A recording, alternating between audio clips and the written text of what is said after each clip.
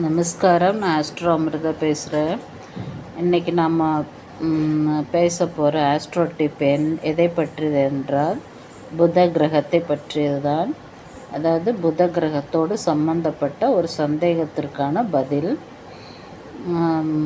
சந்தேகம் என்னவென்றால், கோவிலுக்கு கோவில் ஒவ்வொரு தலம், அதாவது கோவிலுக்கு கோவில் ஒவ்வொரு தல விருட்சம் வைத்திருக்கிறார்களே, எதற்காக, அதனுடைய தாற்பயம் என்ன என்பது பற்றித்தான். முதலில் புத கிரகம் என்பது பச்சை நிறத்தை குறிக்கும். அதனால் பச்சை நிறத்தில் உள்ள அனைத்து செடி கொடிகள் மரங்கள் எல்லாம் புத கிரகத்தின் ஆதிக்கத்திலே வருகிறது. மேலும் இந்த சந்தேகத்திற்கு பதில் என்னவென்றால், மூர்த்தி தலம் தீர்த்தம், மூர்த்தி தலம் தீர்த்தம் என்று மூன்று உள்ளதுதான் கோவில். மூர்த்தியும் தலமும் தீர்த்தமும் இந்த மூன்றும் சேர்ந்தது தான் கோவில். அந்த கோவிலைத்தான் நாம் க்ஷேத்திரம் என்று கூறுகிறோம். மூர்த்தி என்றால் மூலஸ்தான இறைவன், தலம் என்றால் தலவிருட்சம், தீர்த்தம் என்றால் திருக்குளம். இதில் தலவிருட்சமும் மூலஸ்தானத்தை போல் முக்கியத்துவம் வாய்ந்தது.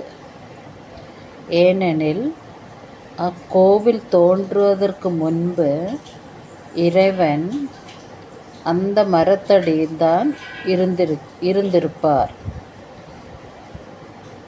இறைவனுக்கு நிழல் தந்த பெருமையை கொண்ட அந்த மரம் அருட்சக்தியை தாங்கி நிற்கிறது. ஒவ்வொரு கோவிலின் வரலாறு படி இது வெவ்வேறு மரங்களாக இருக்கும். அதனால்தான் நாம் பரிகாரத்திற்கு சொல்லும்போது கூட ஒவ்வொரு கோவில்களிலும் ஒவ்வொரு தலவிருட்சம் இருக்கும். ஒவ்வொரு கோவில்களிலும் ஒவ்வொரு தலவிருட்சம் இருக்கும். அந்த தலவிருட்சத்தின் சக்தி தான் நமக்கு கிடைக்கிறது. ஏனென்றால் அந்த கோவிலின் சிறப்பான தெய்வம் அந்த கோவில் வருவதற்கு முன்பே அந்த தலவிருட்சத்தின் அடியில்தான் தன்னுடைய தவசக்தியை அதிகரித்து கொண்டிருக்கிறார். அந்த சக்தியை நிச்சயம் ஒவ்வொரு தலவிருட்சமும் வாங்கி வைத்திருக்கும்.